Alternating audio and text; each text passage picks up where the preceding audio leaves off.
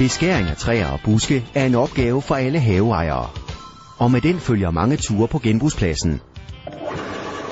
Men du kan også vælge den smarte løsning, nemlig en kompostkværn, som giver dig haveaffald i små stykker lige til at smide på kompostbunken, eller du kan anvende det som flis i havens bede.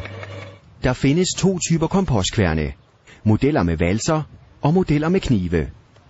Stigas model BioQuiet har en valsekværn, og som navnet antyder, er den mere støjsvag i forhold til modeller med knive.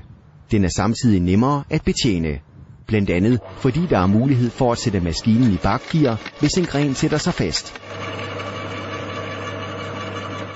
Valsen producerer groft og uensartet flis, som kan bruges rundt om buske og træer. Biopower-modellen med knive laver derimod meget fine stykker flis, som er velegnet til havens blomsterbede. Men den støjer lidt mere og er for nogen lidt besværligere at arbejde med. Og mens valsen holder længe, så skal knivene på et tidspunkt vendes, og med tiden også skiftes ud med nye knive. Fælles for begge maskiner er, at de er selvantrækkende. Det vil sige, at de selv hiver grenene ned i maskinen. Og begge kan klare grene på op til 40 mm tykkelse.